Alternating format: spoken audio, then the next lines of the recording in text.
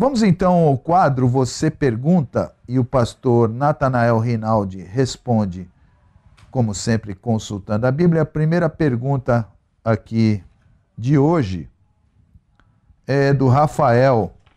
O Rafael está com dúvida e não entende o versículos de Romanos, do livro de Romanos, capítulo 9 e versículo 33. Romanos, capítulo 9 e versículo 33.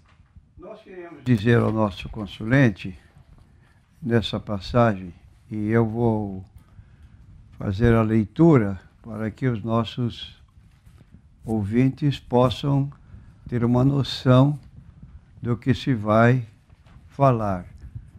Diz assim esse texto da Bíblia, 9:33 de Romanos.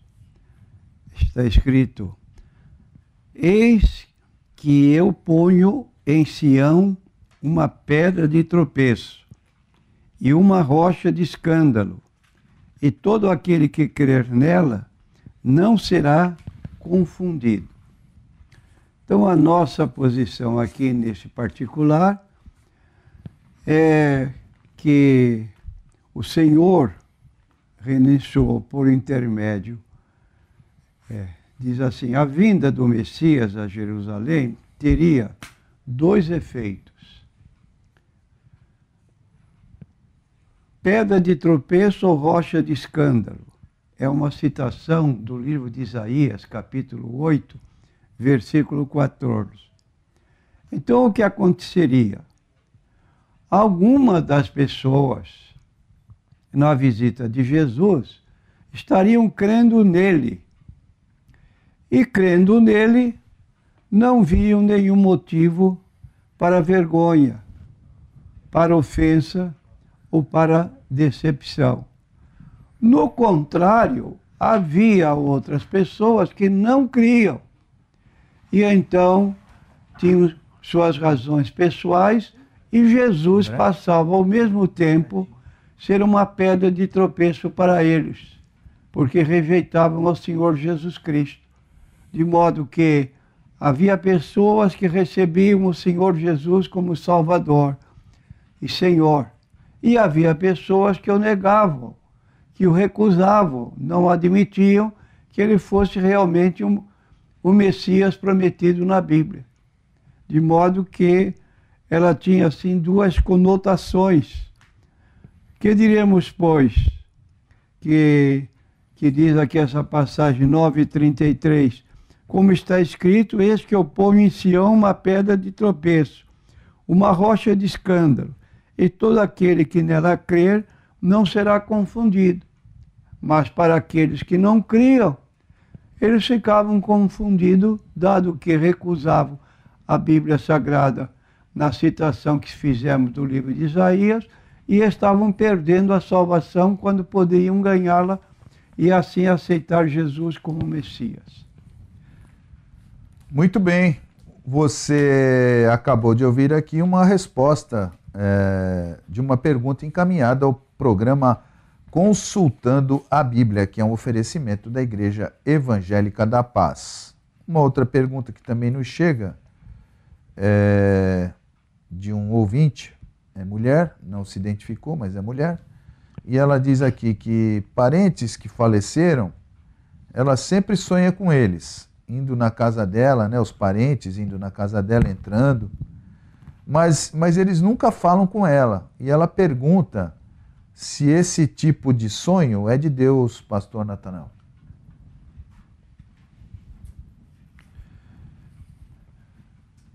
Nós queremos dizer, a pessoa que nos ligou, que a nossa mente,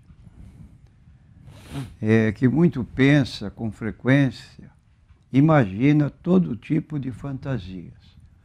Isso tem apoio bíblico no livro de Eclesiastes, no capítulo 5, que há muita preocupação, é o resultado dos sonhos, que podem ser sonhos bons e sonhos, às vezes, que nos amedrontam e sonhos que causam problema para nós. Quer dizer, aquela preocupação como nós estamos sentindo aqui. parentes que faleceram, ela sempre sonha com eles. Deve pensar diariamente nesses parentes, e aí esse problema que ela está apontando. Então existe conexão entre o turbilhão de pensamentos durante o dia e os sonhos durante a noite, com base no texto que nós citados em Eclesiastes capítulo 5, que é aquilo que se muito pensa, que muito nos preocupa durante o dia, reflete à noite no sonho que temos, que podem nos deixar até sem dormir. Eu vou ler o texto que está em Eclesiastes capítulo 5. Essa colocação é 5, versículo 3. Porque da muita ocupação vêm os sonhos. Então está muito justificada a nossa resposta, e vamos recomendar a nossa irmã que leia um texto bíblico, uma parte da Bíblia, pense naquilo que você leu, medita nela dia e noite, como diz o Salmo 1, bem-aventurado o varão que não anda segundo o conselho dos ímpios, não se detém no caminho dos pecadores, não se assenta na roda dos escarnecedores, antes tem o seu prazer na lei do Senhor, e nela medita de dia e de noite. Será como a árvore plantada junto a ribeiros de águas, que dá o seu fruto na estação própria. Tudo quanto fizer prosperará. Recomendamos então a nossa irmã orar nesse sentido, para que esta perturbação não venha incomodá-la, como está fazendo, e a irmã pode tomar a sua parte e Deus fará a outra.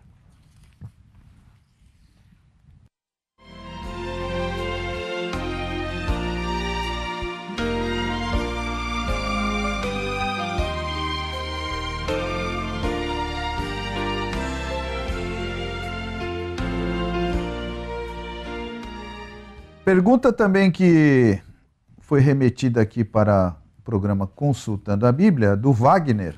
O Wagner da Igreja Peniel. Ele pergunta ao senhor, para analisar à luz da Bíblia, claro, se o cristão pode se batizar 2 vezes. Completando aqui, ele diz que o Wagner, diz que ele foi batizado na Igreja Assembleia de Deus. E agora está numa outra igreja, na Igreja Peniel. E para tomar ceia, eles, né, eu acho que talvez aqui, eu entendo que seja a direção da Igreja Peniel, querem que ele se batize de novo. Então o Wagner está aqui num dilema e gostaria de ouvir a sua opinião. Eu quero responder ao nosso consulente Wagner que na carta de Paulo aos Efésios, capítulo 4, versículo 5, está escrito o seguinte: um só Senhor, uma só fé e um só batismo. De modo que, se se der o caso de um cristão evangélico amanhã quiser mudar-se para uma seita, como tem seitas aí que ensinam que Jesus e Miguel é a mesma pessoa. Isso é uma seita. Logo, não vou aceitar um novo que seja batizado nessa seita. E assim outras sucessivas colocações contrárias. Por exemplo, outra seita ensina que a pessoa morreu, está aniquilada. Não tem mais nada sobrevivendo dela. Acabou de uma vez. Não é certo na Bíblia Sagrada este ensino. O apóstolo Paulo declara: para mim o viver é lucro. Para mim o viver é Cristo e o morrer é ganho. Por quê? Vou estar com Cristo. Ora, se alguém ensina que essa pessoa agora morreu, acabou, não é um ensino coerente com aquele que a igreja da qual a pessoa saiu pregava. E no caso aqui do Wagner, está exatamente acontecendo que ele saiu de uma igreja evangélica, que ele mesmo aponta, a Assembleia de Deus é uma igreja ortodoxa. Agora ele vai entrar noutra igreja ortodoxa, que é a Peniel. Como é que esse pastor vai exigir que se batize de novo? Eu recomendo a você que não se batize. Você está contra a palavra de Deus com base na carta aos Efésios, capítulo 4, versículo 5. Um só Senhor, uma só fé, um só batismo. Muito bem. Próxima pergunta diz o seguinte: as TJs, Testemunhas de Jeová, ensinam seus associados a não lerem a Bíblia, mas dar preferência em ler suas publicações, notadamente as revistas A Sentinela e Despertai. Isso não é dar um lugar secundário à Bíblia, pastor Natanael, preferindo a leitura das suas publicações ao invés da Bíblia? Sem dúvida. Só podemos dizer que a pessoa que faz essa recomendação não está agindo dentro do ensino de Jesus, que disse, João 5,39, examinai as Escrituras, porque vós cuidais ter nelas a vida eterna, e são elas que de mim testificam, e não quereis vir a mim para terdes vida. Ora, uma pessoa que recusa a Bíblia para dar margem a ensinos conflitantes, no caso específico da publicadora dessas revistas, um certo tempo, por exemplo, um caso específico, quando se deu a parousia de Cristo. A parousia de Cristo fala da segunda vinda de Cristo. Está lá apontado numa revista, 1874. Muito bem. Você passa um certo tempo, vai pegar uma outra revista e você vai encontrar que a partir de 1914, Jesus se deu a parousia de Cristo. Logo, você tem nas revistas duas situações diferentes oferecidas pelo mesmo grupo religioso. Isso é fora da Bíblia. Então, a nossa posição é que fiquemos na Bíblia. Muito bem. A parousia, né, pastor? Eu acho que, se não me engano, é aparecimento. Só que ninguém viu, né? Em 1914. Só eles viram? Pois é. Não, eles ensinam que a pessoa viu com os olhos do entendimento. Ora, se a vinda de Cristo vai se dar como ele subiu para o céu, quando retornou ao Pai, Atos capítulo 1, versículos 7 a 9, diz que uma multidão incontável viu Jesus subir e o anjo, dois anjos que estavam ali presentes, disseram: esse Jesus que dentre vós foi retirado para o céu, há de vir na mesma forma que subiu. Logo, veremos Jesus voltar na sua segunda vinda. Muito bem. Fora da Bíblia, esse conceito de duas datas para um acontecimento único. Muito bem. Que essas pessoas que dizem não leia a Bíblia, leia as revistas Sentinela e Despertar, o que podemos pensar deles? Foi o fundador da própria sociedade Torre de Vigia, que chamava-se Charles Taze Russell. Ele escreveu um livro com o título Estudo das Escrituras. E depois de o livro pronto, pôs à venda e fez publicar na revista Sentinela, aquele tempo chamava-se Torre de Vigia, de 15 de setembro de 1910, página 298, o seguinte: escute só, meu ouvinte.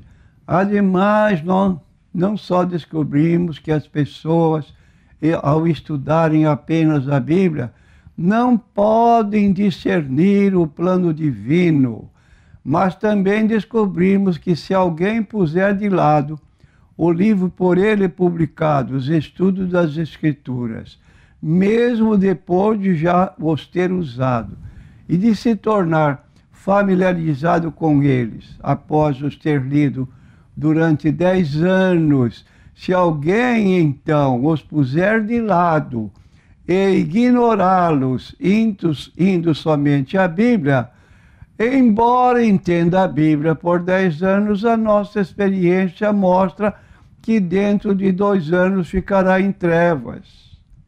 Já pensou? A Bíblia conduz às trevas e o livro do cidadão conduz à luz. Que petulância desse homem! Continuando, por outro lado, se tivesse simplesmente lido o livro do fundador, Estudo das Escrituras, junto com as suas referências, e não lesse uma página da Bíblia sequer, esse alguém estaria na luz no fim de 2 anos, porque teria a luz das Escrituras através do livro que ele publicou. Sentinela, ou como se chamava, Torre de Vigia, de 15 de setembro de 1910, página 298. Aí está, você sair de um grupo desse e se tornar cristão, aí você deve se batizar de novo, porque você estava numa seita. Mas você sair de uma igreja evangélica e ir para outra igreja evangélica e exigir novo batismo, aí não. E quanto ao nosso ouvinte, estaria disposto a aceitar esse raciocínio, caso vivesse naqueles dias? É de perguntar. Você, meu ouvinte, você estaria disposto a aceitar esse raciocínio, caso vivesse naqueles dias? Embora o desprezo da Bíblia, as testemunhas de Jeová na Sentinela de 1º de outubro de 1964, na página 579, dizem: já pôs a sua religião à prova? Se assim é o convite, não deveríamos iniciar a investigação do que ensina a Sociedade Torre de Vigia, começando pela Bíblia?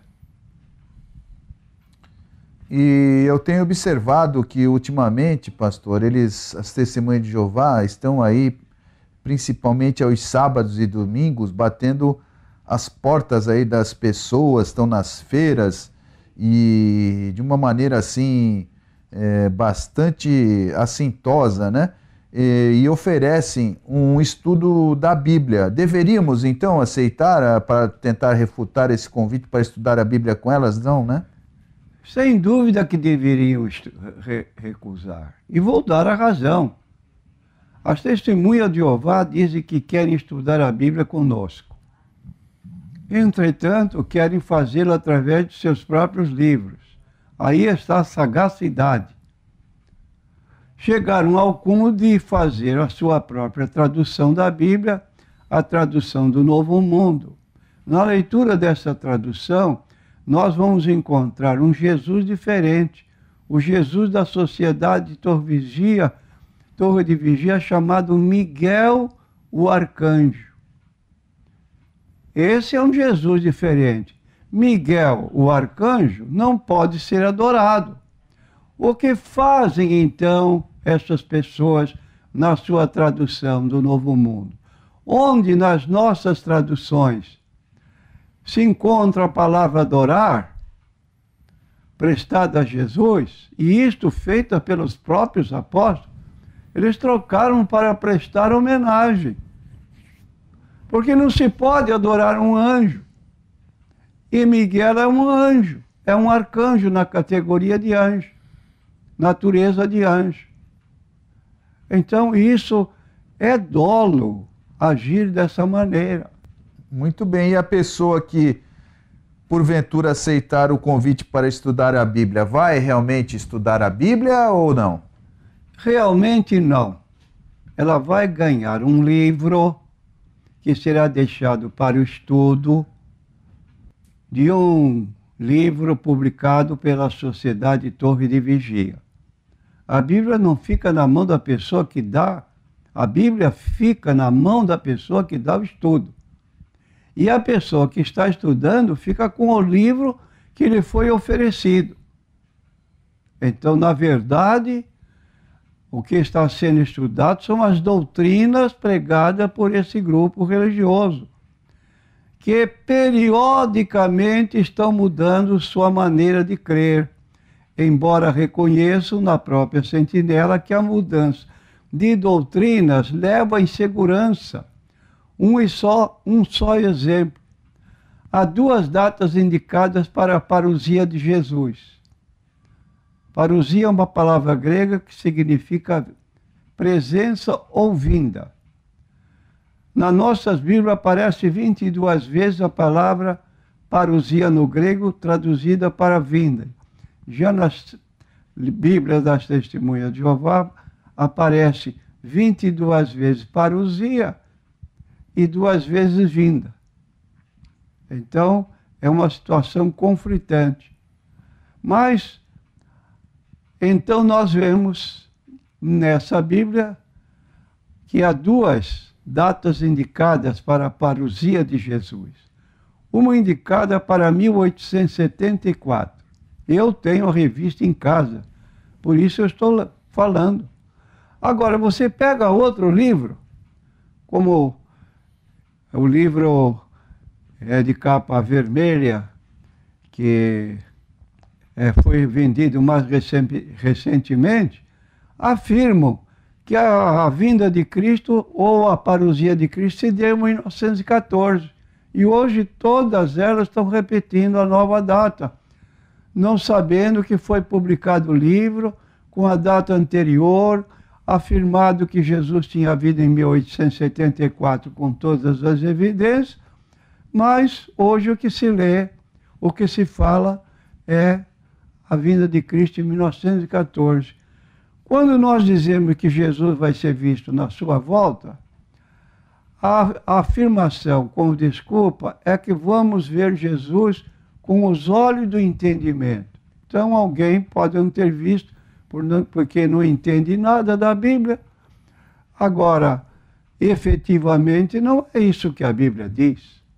Então aí estamos apresentando isso como um exemplo. E não pense que o Adventismo é diferente. Também pense igual as Testemunhas de Jeová, colocando Jesus tendo uma natureza pecaminosa e efetivamente sendo o arcanjo Miguel. São dois grupos religiosos que colocam Miguel no lugar de Jesus. E você sabe que você não pode adorar um anjo à luz da Bíblia. Então, fica uma situação, um Jesus diferente, eu não quero. Um Jesus pecador, eu não quero. O que é que eu vou fazer com Jesus pecador? Eu quero um Jesus santo, inocente, imaculado, separado dos pecadores. Está lá no livro de Hebreus, capítulo 7, versículos 22 a 25. Muito bem. E quando nós abrimos a nossa Bíblia, pastor Natanael, tem lá, por exemplo, tradução Almeida, Revista e Corrigida, tradução João Ferreira de Almeida. E na Bíblia deles tem algum indicativo disso? Não, é como se receber uma carta anônima. Você pega na parte inicial de abertura, você lá os tradutores, não querendo glória para si, resolveram não colocar seus nomes para serem conhecidos. Ora, então você pega as cartas do apóstolo Paulo e você vê lá cada uma delas iniciando com a identificação do escritor, Paulo, servo do Senhor Jesus Cristo. Eu pergunto, será que Paulo era mais vaidoso? Punha o nome para identificar a autoria da carta? E alguém faz uma tradução da Bíblia e não põe nome, alegando que os tradutores não quiseram glória para si? Que autenticidade tem esse livro? E parece que tem alguns textos que são bem deturpados, né, pastor? Parece que João 1:1 é um texto que realmente eles alteram a divindade até de Jesus, né? Sem dúvida.